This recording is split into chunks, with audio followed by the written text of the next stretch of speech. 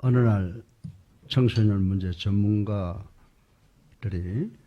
두 청소년 클래스에 가서 현재 청소년들이 당하고 있는 제일 큰 문제가 무엇인가라고 하는 것을 질문을 했습니다. 첫 번째 청소년들은 우리는 지루합니다. 우리가 할 수 있는 것은 아무것도 없습니다. 라고 응답을 했답니다. 일주일에 이분은 다른 학교에 가서 청소년들이 갖고 있는 문제가 무엇이냐고 또 물었습니다. 그 즉시 제일 앞줄에 앉은 학생 하나가 손을 버쩍 들더니 내가 왜 아침에 일찍 일어나야 하는가를 묻고 싶습니다. 라고 하더라는 것입니다. 그래서 이 청소년 전문가는 요즘 청소년들에게는 목적이 없는 시대가 도래했구나 라고 하는 결론을 내렸다고 하는 것입니다. 그런데 문제는 청소년들만 그런 궁극적인 목적이 없는 것이 아니라 기성세대도 목표가 없기는 마찬가지라고 하는 결론을 내렸다고 하는 것입니다. 제가 1986년 좀 오래된 이야기지만 서울올림픽 조직위원회 정책실장으로 있을 때 올림픽 홍보 차원에서 라스베가스라고 하는 도시를 방문했던 적이 있는데 일터에 있어야 할 새파란 젊은 사람들이 호텔 슬롯 머신 앞에 앉아서 도박을 하는 사람들이 많이 있는 것을 보았습니다. 그런데 제 시선을 끄는 사람이 있었습니다. 그분은 70대 중반쯤 되어 보이는 할머니였고 휠체어에 앉아서 산소 호흡기를 코에 달고 있었습니다. 그리고 무표정하게 25전짜리 동전 칩을 넣고 댕기고 또 넣고 댕기고 있습니다. 그런데 갑자기 동전이 와르르 떨어지는 소리가 들렸습니다. 그 순간 슬로트 머신 좀 보여주세요. 네. 저게 아마 동양 것 같은데 라스베가스에 있는 건 아닌데 저렇게 비슷해요. 네. 그래서 갑자기 동전이 완전히 떨어지는 소리가 들렸습니다. 그 순간 저는 그 할머니에게 축하한다라고 하는 말을 걸었습니다. 그때 이 할머니는 도박을 하던 손을 멈추고 저와 대화를 하기를 시작을 했는데 도박보다는 저하고 대화하는데 더 관심을 갖는 것 같은 느낌을 주었습니다. 그런데 이 할머니는 라스베가스로부터 1시간 30분 정도 떨어진 곳에서 살고 있었고 일주일에 3번 정도 이곳에 와서 도박을 하는데 할머니에게 이때가 가장 기다려지는 시간이라고 하며 한 번 올 때마다 50불에서 100불을 잃고 돌아간다라고 하는 이야기를 했습니다. 사랑하는 성도 여러분, 저는 돌아오는 비행기 안에서 얼마나 슬픈 일인가. 그 임종을 기다리는 할머니에게 슬롯 머신의 핸들을 당기는 것, 즉 도박이 삶의 근본 목표라니 라는 생각이 들어서 대단히 씁쓸했던 적이 있었습니다. 그러나 그 순간 저는 그 할머니만을 지나치게 비난할 수가 없다. 우리들 중에도 그런 사람이 많이 있지 않는가를 생각을 해보았습니다. 사실 이 세상에서 우리들의 시간도 제한되어 있다는 것입니다. 그럼에도 불구하고 우리는 마치 이 세상에서 영원히 살 것 같이 오락에 재물을 모으는 것에 그리고 권력 정치를 위해서 관심의 초점을 맞추고 그것을 향해서 최선을 다해 달리고 있는 것입니다. 이런 추구도 역시 잠정적인 것입니다. 우리도 매번 25전짜리 칩을 던져서 도박을 하고 사는 것과 같은 삶을 살고 있다고 말씀을 드려도 과언이 아니라고 하는 것입니다. 여러분이 잘 아시는 미국의 릭 워런 목사님이 쓰신 목적 추구적 삶, The Purpose Driven Life라고 하는 책이 자그만치 1,700만 부가 팔렸다고 하는 것입니다. 미국에 1,700만이나 되는 사람들이 삶에 대한 특별한 목표에 관심을 갖고 있다는 것은 대단히 흥미스러운 일이라고 생각할 수가 있습니다.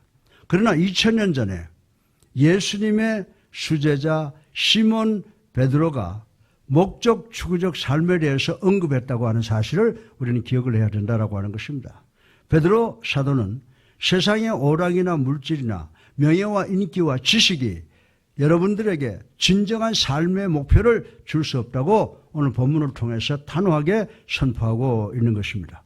그리고 여러분은 여러분이 살아야 하는 이유를 찾기 위해서는 창조주 하나님께서 여러분을 창조하신 그 이유를 깨닫는 데서부터 시작되어야 된다라고 가르쳐 주고 있는 것입니다. 사랑하는 성도 여러분, 우리는 오늘 이 진리를 이해해야만 됩니다. 왜냐하면 그리스도인들이 자기들이 창조된 이유를 망각하게 되면 세상에 산다는 자체를 실망할 수밖에 없게 되기 때문인 것입니다.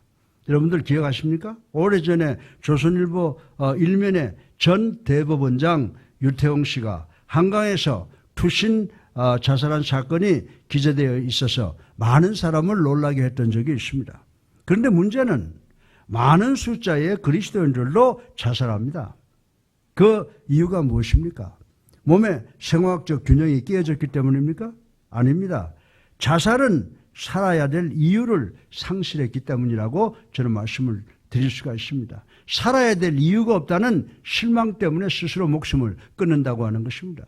그러나 그들이 이 세상은 자신들의 공헌이, 자신들의 노력이 필요하다는 것을 인식했다면 저들은 그 고난을 참고 견디게 됐을 것이라고 또 한편 생각해 봅니다.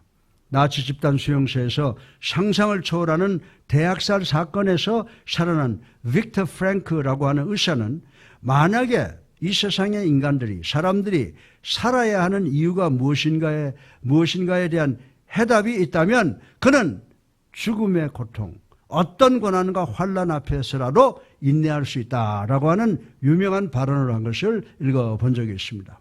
우리 다 같이 베드로전서 2장 4절로 5절을 함께 읽어보겠습니다. 시작. 사람에게는 버림바가 되었으나 하나님께는 택하심을 입은 보배로운 산돌이신 예수께 나아가 너희도 산돌같이 신령한 집으로 세워지고 예수 그리스도로 말미암아 하나님이 기쁘게 받으실 신령한 제사를 드릴 거룩한 제사장이 될지니라. 아멘.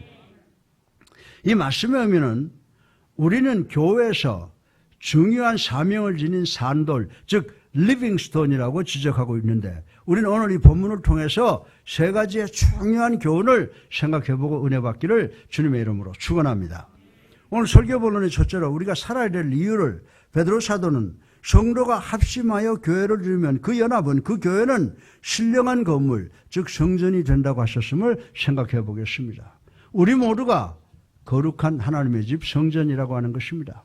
베드로 사도는 오늘 본문을 통해서 교회를 여러 종류의 돌로 세워진 영원한 집으로 비교를 하고 예수님을 교회의 건물에서 가장 중요한 머릿돌이라고 지적하고 있는 것을 우리는 깨달아야 되는 줄로 믿으시기 바랍니다. 우리는 다이아몬드를 가리켜서 영원히 산 돌이라고 생각을 하나 이 돌은 죽은 돌이라고 하는 것입니다. 오직 예수님만이 금은 보석보다 더 귀한 산돌 리빙스톤이라고 하시는 것입니다. 왜냐하면 예수님은 살아계신 하나님의 아들이시며 죽음에서 부활하신 산돌 리빙스톤이기 때문입니다. 우리 다 같이 본문을 6절을 읽어보겠습니다. 시작. 성경에 기록되었을 때 보라 내가 택한 보배로운 모퉁이 돌을 시온에 두노니 그를 믿는 자는 부끄러움을 당하지 아니하리라 하셨으니. 아멘이죠. 아멘이죠. 이 말씀은 베드로 사도께서 이사야서를 인용한 것인데 성도들에게 예수님은 구원의 돌, 세이빙 스톤이며 죄의 바다를 건너 하늘나라에게 들어가는 디딤돌, 스태핑 스톤이라고 선포하신 말씀이라고 생각해 볼 수가 있는 것입니다. 우리들은 우리의 죄를 소유한 채로 완전한 천국으로 들어갈 수가 절대로 없습니다. 그래서 예수 그리스도께서 갈보리 언덕 십자가 위에서 돌아가심으로 하늘과 이 세상 죄의 깊은 계곡에 십자가가 연결이 되어서 다리가 되어 주셨습니다. 그래서 우리가 예수 그리스도를 통해서 우리는 영생을 얻을 수 있게 되는 줄로 믿으시기를 주님의 이름으로 축원합니다. 그래서 저는 6절 하반절에 저를 믿는 자는 주 예수를 믿은 부끄러움을 당치 아니하리라는 말씀을 늘 감사하게 생각을 하고 묵상을 하고 있습니다. 저는 옛날에 어느 날 우리 소녀 아두리가 4살 먹었을 때 어느 초등학교 운동장에 있는 철봉 사다리에 매달려서 건너가기를 원하는데 약간 두려워하는 저것입니다. 두려워하는 모습을 제가 보았습니다. 그래서 제가 아두리 걱정하지 마. 할아버지가 누구냐? 네가 떨어지면 비호같이 날아가서 잡아줄 테니까 걱정하지 말라 라고 했더니 아이가 기분 좋게 저 사다리를 잡고 걸어가기 시작을 했습니다. 그러다가 제가 잠깐 다른 생각을 했는지 아이가 우는 소리가 들려서 정신을 차리고 보니까 우리 아들이가 철봉에서 떨어져서 울고 있었습니다. 그 순간 저는 대단히 놀랐는데 그렇게 큰 상처는 없었고 저는 미안하다고 사과하고 손이 발이 되도록 우리 손자한테 빌었습니다. 그리고 내 아빠 엄마한테 이러지 말라라고 하고 손가락을 걸고 도장까지 찍었습니다.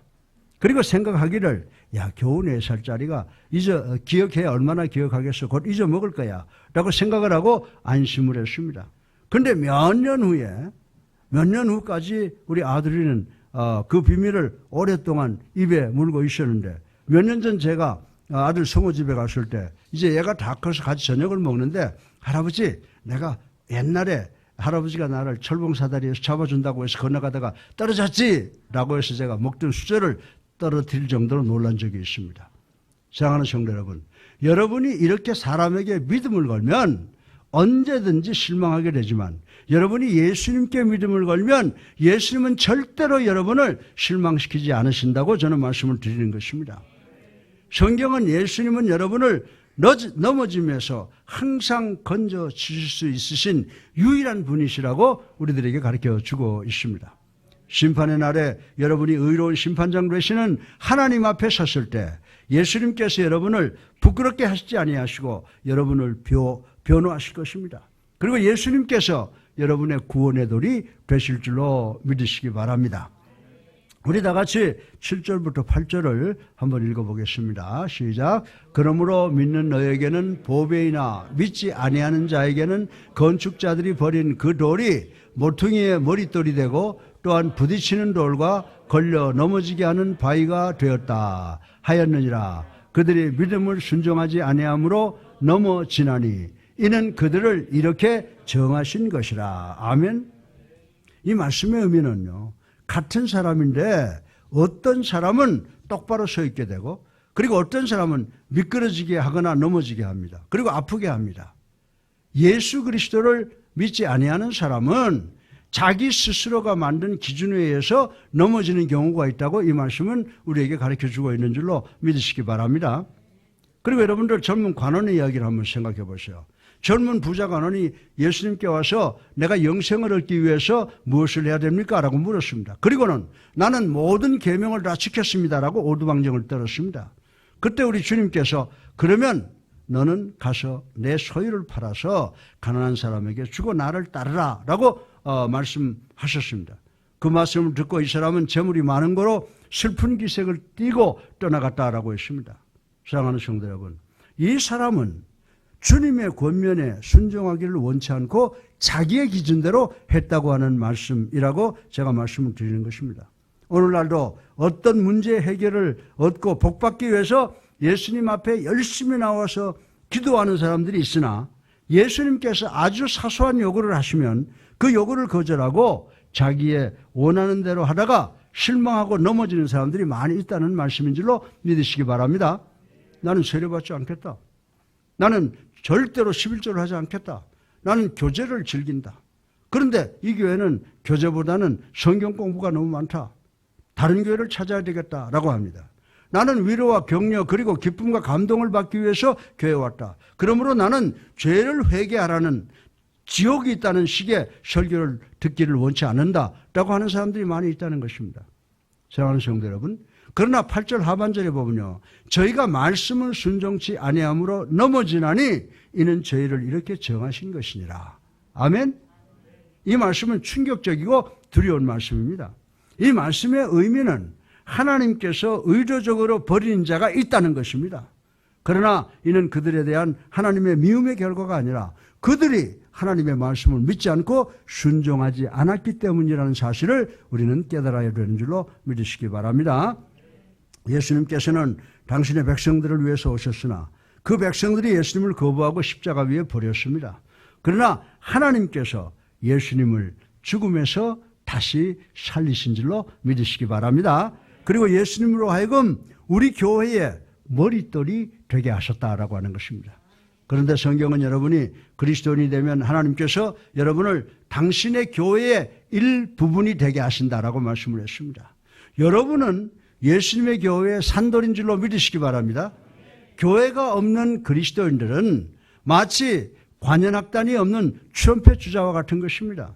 마치 부대 없는 군인과 같은 것입니다. 마치 팀 없는 배구 선수와 같은 것이라고 말씀을 드릴 수가 있습니다.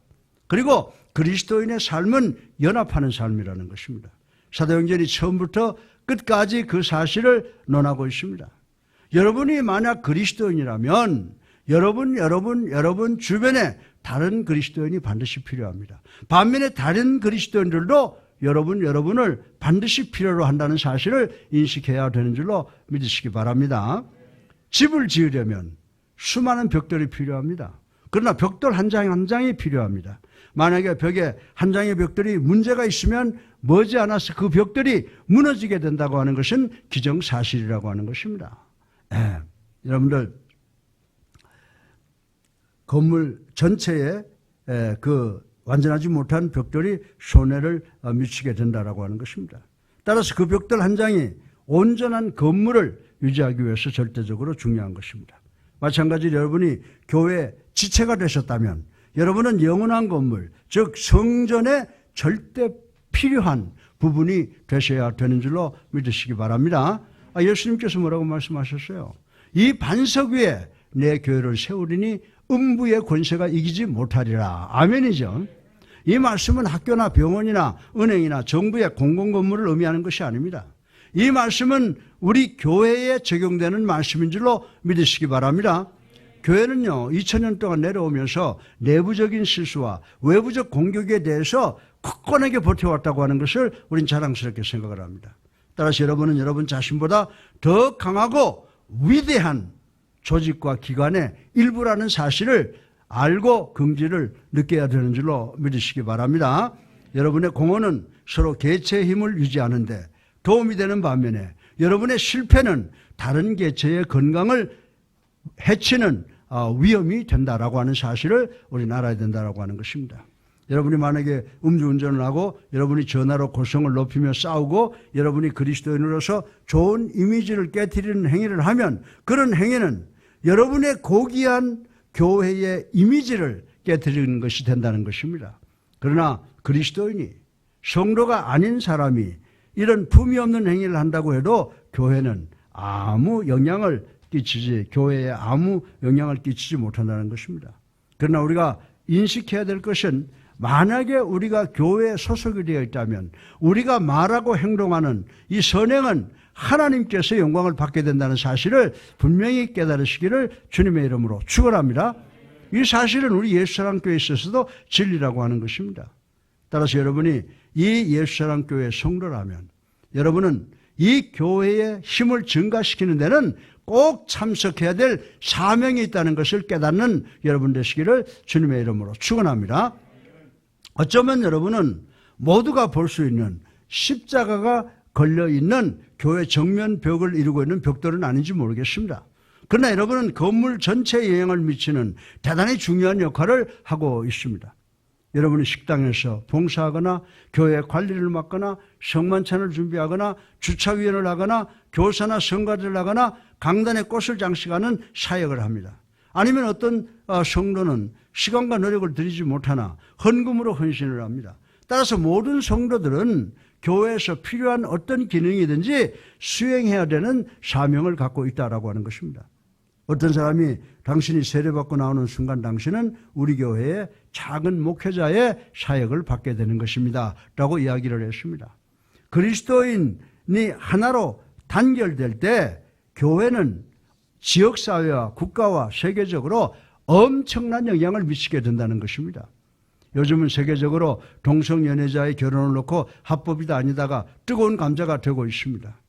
그런데 좀 오래된 이야기지만 미국의 2019년 미국 미주리주에서 전통 결혼을 보호해야 된다라고 75%의 성경적 교회들 그리스도 교회를 중심으로 해서 들고 일어난 것입니다.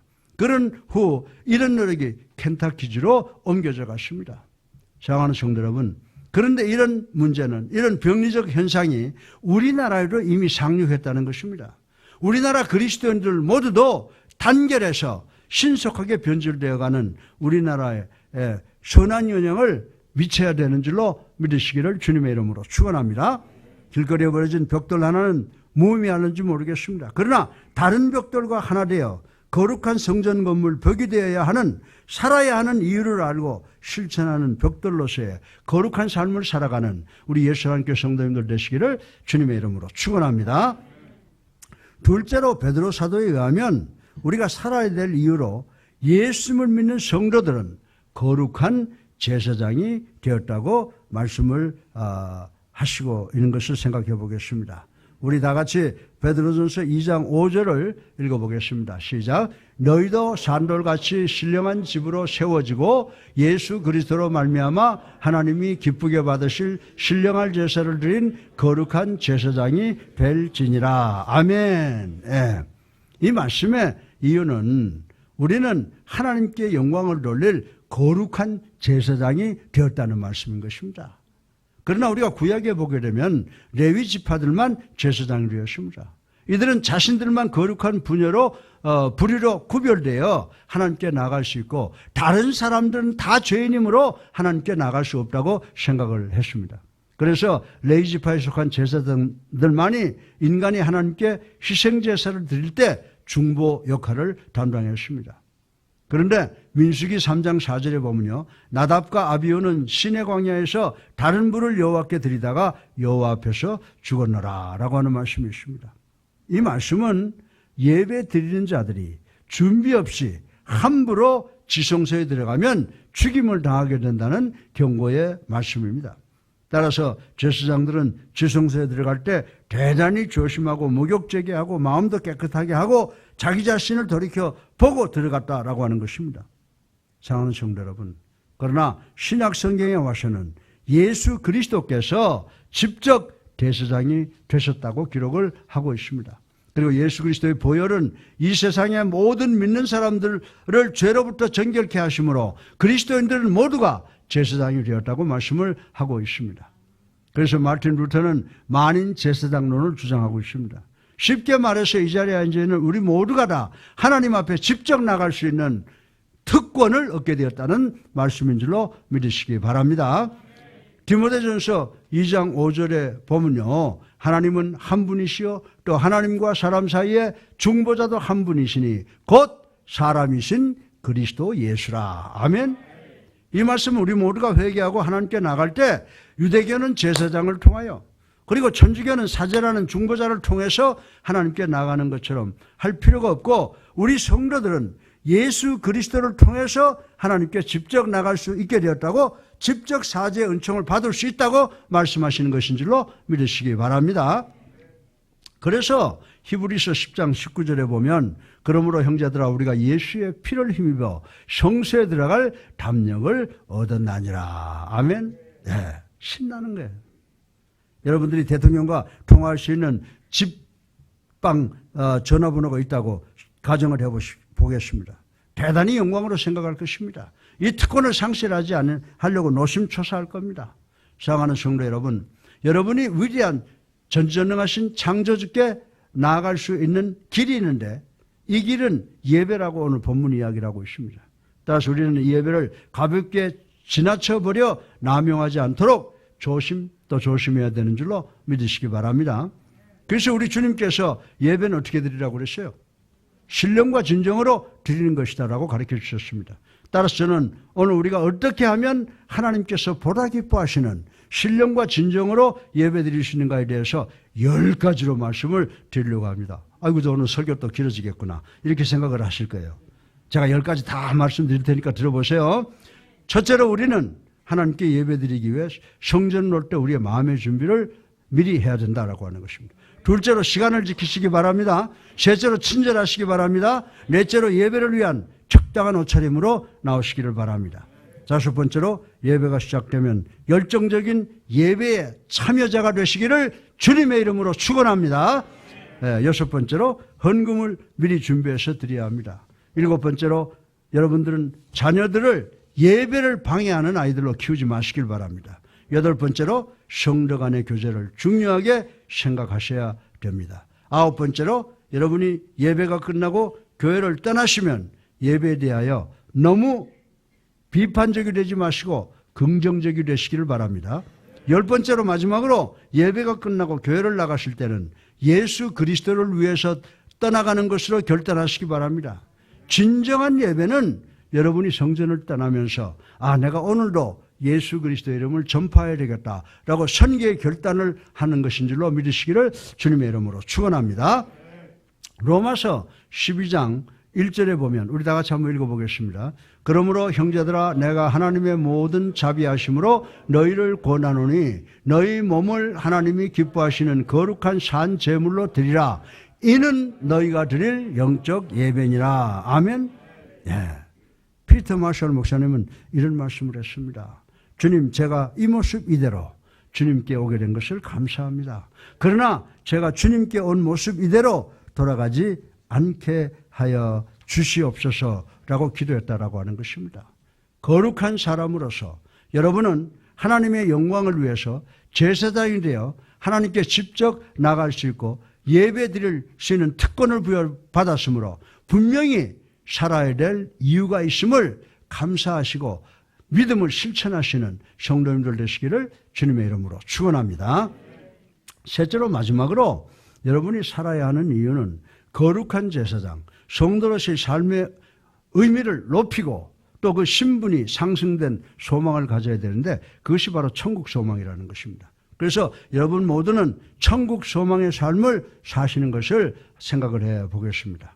우리 다 같이 본문 2장 9절을 읽어보겠습니다. 시작.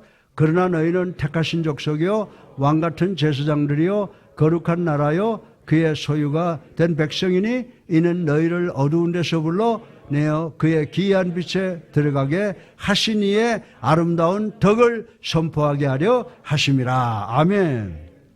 하나님께서 여러분에게 이 세상에 믿지 않는 사람들과 복음의 진리를 대화하기를 위해서 택하신 족속 그리고 왕같은 제사장인 대단히 영광스러운 직분을 주셨다고 말씀하신 것을 믿는 여러분 되시기를 주님의 이름으로 축원합니다. 예. 어떤 그리스도인들은 이렇게 말했습니다. 내 삶의 목표는 내가 죽으면 천국 가는 것이고 그리고 얼마나 많은 사람을 데리고 가느냐라고 하는 것이라고 간증을 했습니다. 이 말씀은 우리가 이 일을 위해서 두 가지 일을 할 수 있다고 하고 있는 것입니다. 첫째로 여러분이 하나님의 진리를 입으로 선포하는 것입니다. 하나님을 찬양하는 것입니다. 그리스도인들은 하나님에 대해서 선포할 때 사랑으로 전략적으로 용감하게 선포해야 되는 줄로 믿으시기 바랍니다. 성경은 부활의 주님께서 말씀하시는데 항상 침묵을 지키는 증인이 되어서는 안 된다고 말씀하신 것을 우리는 기억을 해야 된다고 하는 것입니다. 둘째로 여러분은 구별되고 살아있는 삶의 실천을 즉 행위를 통해서 다른 사람들과 대화를 해야 된다는 것입니다. 여러분은 어둠에서 밝은 영생의 품으로 불러주신 예수 그리스도에게 감사해야 됩니다. 여러분이 아직도 어둠에 살면 여러분은 다 죽은 사람이라고 성경은 이야기를 하고 있습니다. 여러분은 믿음의 실천을 위해서 목숨 걸고 노력하고 살아서 기쁘고 거룩한 삶을 사시는 여러분 되시기를 주님의 이름으로 축원합니다. 몇 년 전에 어떤 사람이 그리스도의 교회 배경이 없이 자랐는데 우리 교회 한 1년 조금 넘게 나오더니 세례받겠다고 앞으로 나왔습니다. 그래서 저는 새신자 오리엔테이션에서 어떻게 해서 우리 교회에 오게 되었습니까? 라고 물었습니다. 그때 이분이 말하기를 저는요 그 교회 새벽기도에 한번 들렸는데 이곳에 나오는 성도들은 나하고 뭔가 달랐습니다. 그래서 감동을 받아서 그 다음 주일도 왔고 또 그 다음 주일도 갔고 그리고 한 1년 동안 나오게 되다가 목사님 세례받으라고 설교해서 세례받기를 결심하고 나왔습니다라고 하는 이야기를 제가 들은 적이 있습니다. 사랑하는 성도 여러분, 이분의 간증은 우리 교회 성도들의 행동에 복음을 전하는 권위가 있다는 말씀인 줄로 믿으시기 바랍니다. 주변의 모든 사람이 우리를 바라보고 있습니다. 우리 교회 성도들이 서로 욕이나 하고 거칠은 행동을 했다면 이 청년은 세례는커녕 우리 교회에 금방도 접근하지 않았을 것이라고 말씀을 드릴 수가 있는 것입니다. 우리 다 같이 10절을 한번 읽어보겠습니다. 시작. 너희가 전에는 백성이 아니더니 이제는 하나님의 백성이요 전에는 긍휼을 얻지 못하였더니 이제는 긍휼을 얻은 자니라. 아멘. 아멘. 만약에 여러분 주변 사람들이 여러분으로부터 기쁨과 자비와 친절과 은혜를 발견하면 여러분은 하나님의 자녀라고 불리울 자격이 있다는 것입니다. 사랑하는 성도 여러분, 따라서 언어적 증언과 경건한 삶을 통한 증언은 배에 있는 두 개의 노와 같은 것이라고 저는 말씀을 드린 것입니다. 두 노가 다 근본적인 것입니다. 노 하나를 잃어버리게 되면 여러분은 균형을 잃어버리고 그 자리만 맴돌게 된다는 것입니다. 베드로 사도는 11절 상반절에 사랑하는 자들아 거류민과 나그네 같은 너희를 권하노니라고 했습니다. 여러분은 이 땅에 영원히 사는 것이 아니라 잠정적으로 살고 있다는 것을 베드로 선생은 선포하고 있는 줄로 믿으시기 바랍니다. 따라서 이 세상 것들을 너무 사랑하지 마시길 바랍니다. 주변 사람들에게 여러분은 다른 나라의 즉 천국 신임을 보여주는 여러분 되시기를 주님의 이름으로 축원합니다. 제가 코리안 에일라인을 지금 한 400만 마일을 탔어요. 그래서 아마 코리안 에일라인 리스트에 보면 제가 귀빈 10% 적어도 5% 안에는 들어가지 않을까 그렇게 생각을 합니다. 예. 그런데 제가 잦은 비행기 여행을 통해서 세상에 사랑을 두고 사는 사람은 마치 비행기 안에 승객과 같다. 이렇게 제가 결론을 내린 적이 있습니다. 예. 여러분들 비행기가 착륙을 하면 비행기 안에 있는 누구나 퍼스트 클래스나 비즈니스 클래스나 이코노미 클래스 승객 모두가 다 벌써 도착했어. 꼭 내려야 돼? 나는 안 내릴 거야. 나는 그냥 여기서 영원히 살래. 라고 하는 사람 봤어요? 없을 겁니다. 비행기가 도착하자마자 일어나서 허겁지겁 손가방을 챙기고 종종걸음으로 비행기를 내리는 것은 100%라고 말씀을 드릴 수가 있습니다. 제가 이번에 브라질 상파울 집회를 갔다 왔는데 상파울을 가기 위해서는요. 비행기를 타는 것은 필수적인데요. 24시간을 꼬박 타야 돼요. 지긋지긋해요. 그런데 그것도 잠정적이라고 말씀을 드릴 수가 있는 것입니다. 여러분들 비행기 여행은 어떤 때는 즐겁고 편안하고 재미있습니다. 어떤 때는 공중에서 요동침으로 힘들고 두렵습니다. 그러나 이 비행기는 무사히 저희를 목적지 상파울에 데려다 주었습니다. 그리스도인들의 이런 삶의 태도를 가져야 됩니다. 여러분은 이 세상의 나그네입니다.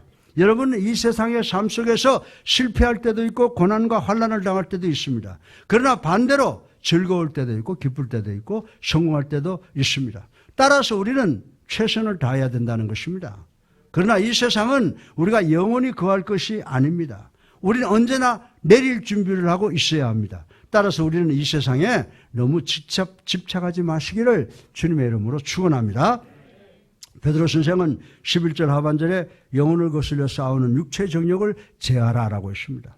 베드로 선생은 너희들이 그리스도인이 되면 모든 유혹과 정욕이 사라진다라고 하지 않았습니다.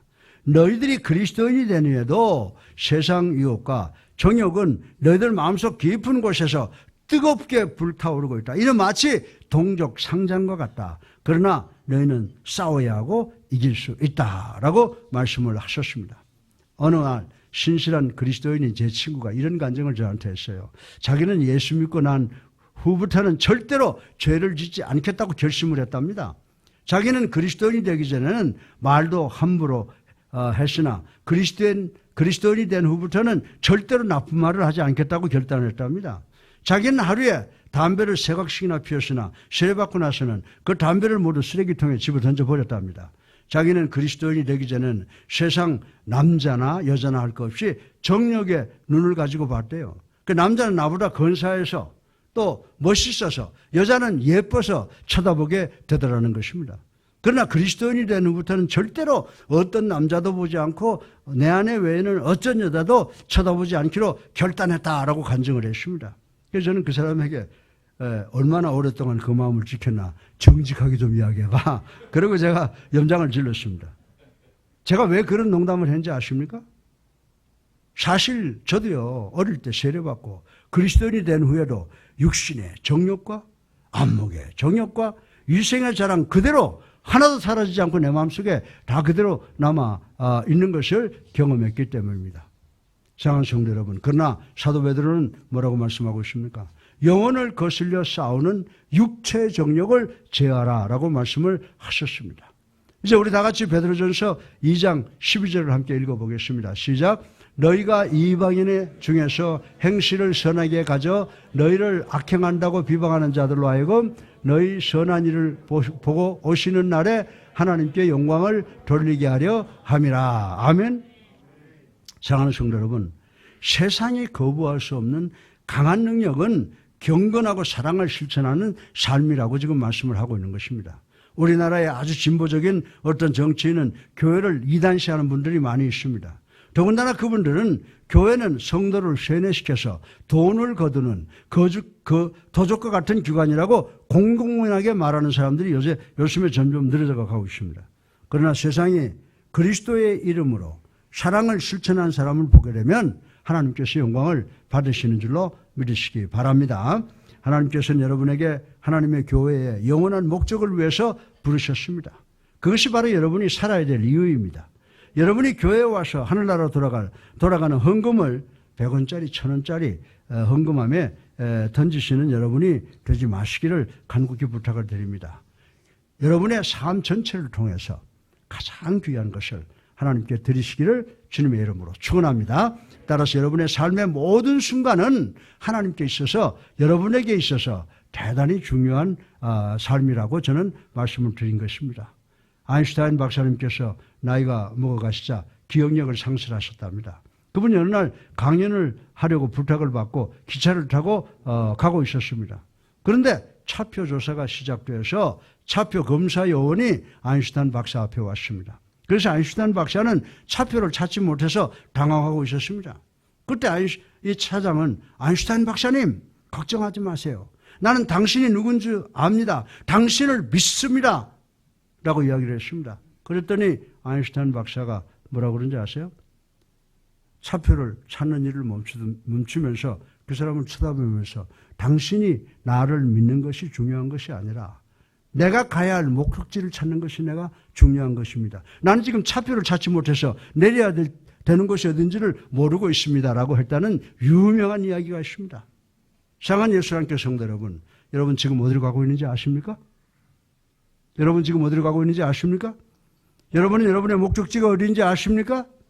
여러분은 여러분의 세상 차표를 잊어버리고 어디로 가야 되는지 몰라서 당하고 있지 않은지 한번 가슴에 손을 얹고 성찰해 보시기 바랍니다.